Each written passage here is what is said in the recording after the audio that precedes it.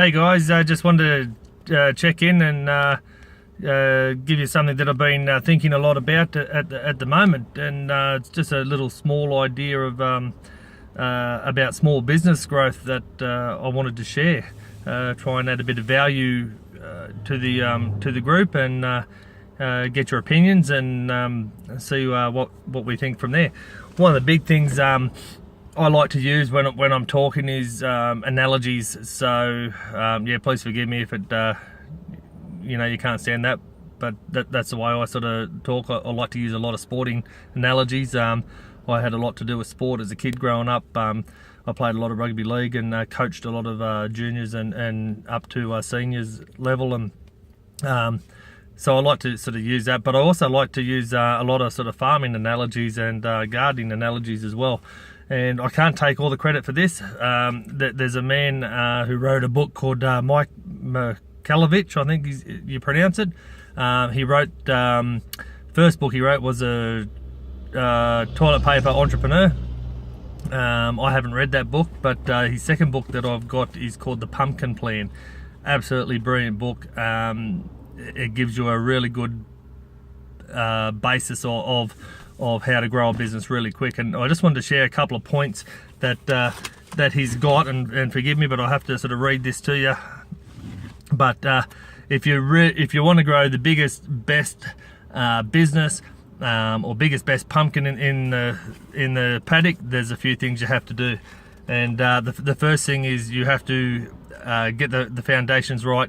Go and buy the best type of seed that you can. So for business, as that analogy would be to identify and leverage the biggest and natural strengths that you have. So if you're an electrician and you've got a niche that works solely with builders, for example, you want to hone in on that, and that is your core strength. That's what you've got to start with. So then the second step is you basically go straight into sell. So you know, farming, growing the big pumpkin is your water. So you get the vine to grow, and you get your feelers out there, and you start to get a bit of traction and go that way. So sell. That's the second one. And look, there's only 7 steps, guys, so I won't hold you too long. But the third step is as your business grows, and as your business goes and gets bigger and bigger, or your vine grows and grows, you've got to get rid of all your rotten clients and all your rotten pumpkins, and get rid of all the deadwood, so to speak. So anybody who's giving you grief, causing you trouble, late payers, things like that, late payers, people who just cause you grief all the time, or want extras, or want things for nothing, you've just got to cut them, get rid of them. You don't need them.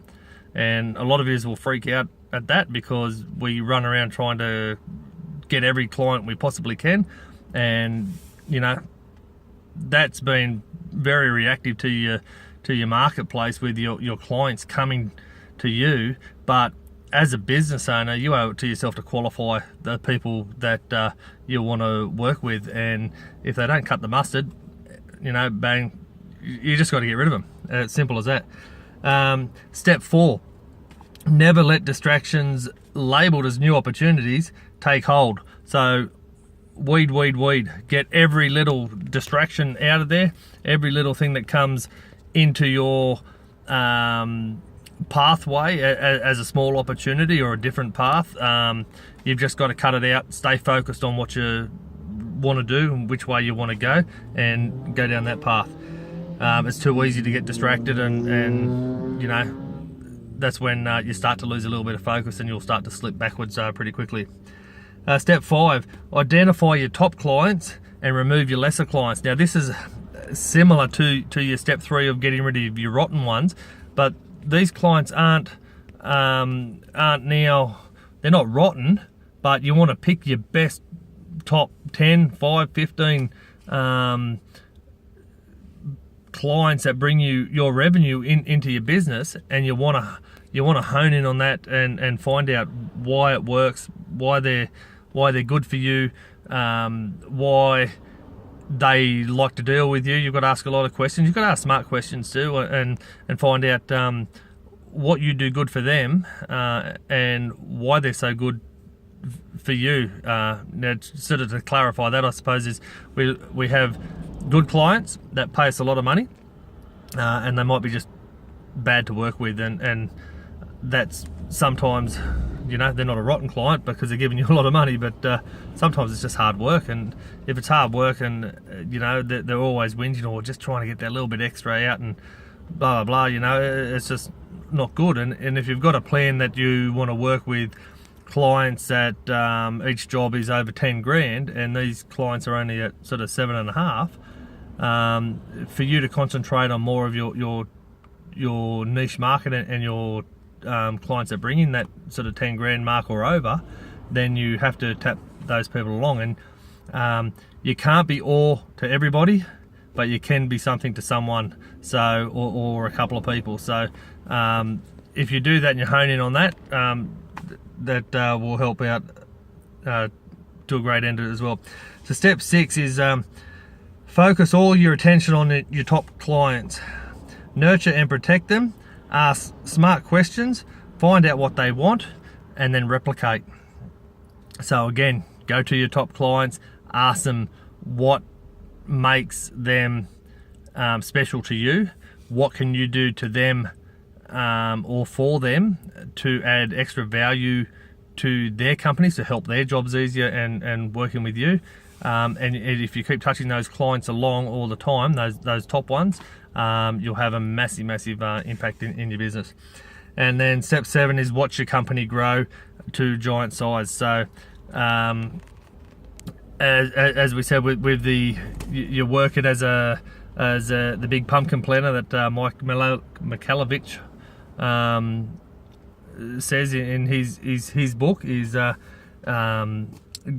pick your number 1, pick your best seed. Number 2, water. Number 3, get rid of all the rotten vines, the rotten pumpkins. Number 4, get rid of drop off all those extra pumpkins and weed. Don't let another weed or anything take root, so you're getting all your distractions out of the way. Step 5, take out all the little pumpkins, so you've just got the one big one that's getting all the value and the content. Step 6, focus on that big pumpkin and make sure you're watering it like mad, and make sure you're nurturing it and you're protecting it and you're valuing it so nothing else can come anywhere near it. And then step 7, watch it grow. So I hope this has been something with a bit of value for you guys, and I'll talk to you soon. Good on yous. Cheers.